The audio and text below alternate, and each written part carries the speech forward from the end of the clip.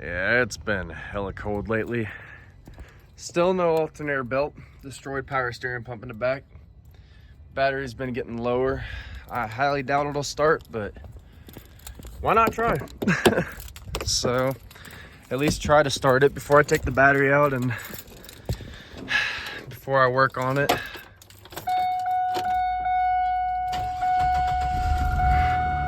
Oh, look at that, man.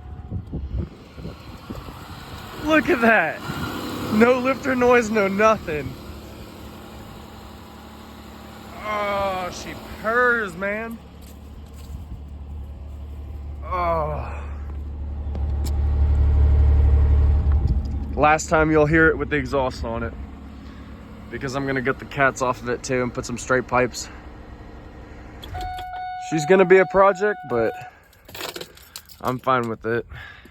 Whenever I get the money, I'm gonna take this to an auto body shop, have them completely restore this thing. And since I got it for my baby girl to take her home, might as well restore it, make it her first car, right? Makes sense. Oh my goodness. God, I can't wait till I finish here. But hey, I got a new daily over there too. Look at that motherfucker.